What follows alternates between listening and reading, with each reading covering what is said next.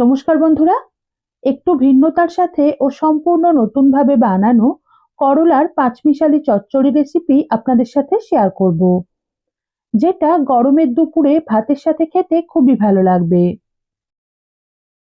সজনে ডাঁটা দিয়ে করলার পাঁচমিশালি এই চচ্চড়ি বানানোর জন্য প্রথমেই এখানে আমি দুটো করলা এরকম পাতলা পাতলা করে কেটে রেখেছি। এরই সাথে আলুও একটু পাতলা করে কেটে নিয়েছি।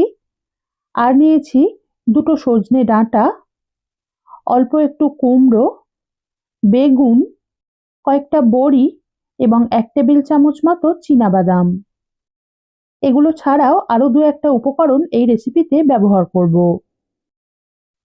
এরপর কড়াইতে অল্প একটু সর্ষের তেল ভালোভাবে গরম করে নিয়ে এর মধ্যে চীনাবাদামগুলো দিয়ে কিছুক্ষণ ভাজার পর খোসাগুলো একটু ফাটতে শুরু করলে বা আধ ভাজা হয়ে এলে বড়ি দিয়ে বড়িগুলো লালচে হয়ে আসা পর্যন্ত ভেজে তেল ঝরিয়ে একটা পাত্রে তুলে রাখবো।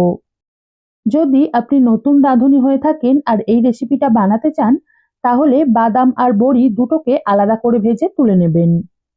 আর এই রেসিপিতে চীনাবাদাম দেওয়াটা পুরোই ঐচ্ছিক, না চাইলে বাদ দিতে পারেন। আবার চীনাবাদামের পরিবর্তে অল্প ভিজিয়ে নরম করে রাখা ছোলাও দিতে পারেন। এখন বাকি তেলে অল্প একটু কালো জিরে ফোড়ন দিয়ে 8 থেকে 10 সেকেন্ড মতো একটু সাঁতলে নিয়েই দিয়ে দিলাম আলুর টুকরো। প্রথমে নুন ছাড়াই এগুলোকে 2 মিনিট মতো ভেজে নেব। তারপর অল্প করে নুন ও হলুদ গুঁড়ো এবং এইভাবে কেটে রাখা করলার টুকরো মিশিয়ে মাঝারি আঁচে আরো 2 থেকে 3 মিনিট, অর্থাৎ করলার টুকরোগুলো হালকা লাল হয়ে আসা পর্যন্ত ভেজে নেব। এবার এগুলোর সাথে সজনে ডাঁটা ও কুমড়ো মিশিয়ে আরো 2 থেকে 3 মিনিট ভাজার পর কুমড়ো ও সজনে ডাঁটা একটু ভাজা ভাজা হয়ে মজতে শুরু করলে দিয়ে দিলাম বেগুন, হাফ চা চামচ রসুন বাটা এবং স্বাদ অনুযায়ী কাঁচা লঙ্কা বাটা। এখন সব উপকরণ মিশিয়ে গ্যাস একদম কমিয়ে লোতে রেখে 1 থেকে 1.5 মিনিট কষে নেব, যাতে রসুন বাটার কাঁচা ভাব বা গন্ধটা চলে যায়। তারপর অল্প, অর্থাৎ আধখানা ছোট সাইজের টমেটো কুচি, আরো একটু নুন ও হলুদ গুঁড়ো এবং 1 টেবিল চামচ মতো ভিজিয়ে নরম করে জল ঝরিয়ে রাখা মসুর ডাল মিশিয়ে টমেটোর টুকরোগুলো নরম হয়ে আসা পর্যন্ত ভেজে নেব।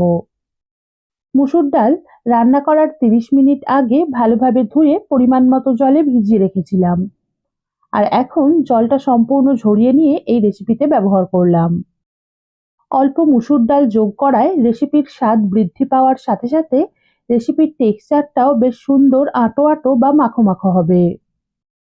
এবার পরিমাণ মতো গরম জল মিশিয়ে কিছুক্ষণ ফোটানোর পর সবকিছু 80% মতো সিদ্ধ হয়ে এলে ভেজে রাখা বড়ি ও চীনাবাদাম মিশিয়ে আরো 2 থেকে 3 মিনিট, অর্থাৎ সবকিছু পুরোপুরি সিদ্ধ হয়ে তরকারিটা এরকম একটু আঁটো আঁটো বা মাখা মাখা কিংবা একটু শুকনো শুকনো হয়ে আসা পর্যন্ত রান্না করে নেব। এই রেসিপিটা এরকম একটু শুকনো শুকনো করে বানালেই কিন্তু খেতে বেশি ভালো লাগবে। এবার স্বাদটা চেখে দেখে প্রয়োজন হলে অ্যাডজাস্ট করে নিয়ে গ্যাস বন্ধ করে একটা পাত্রে ঢেলে নিলেই আজকের রেসিপি ভাতের সাথে পরিবেশনের জন্য তৈরি হয়ে যাবে।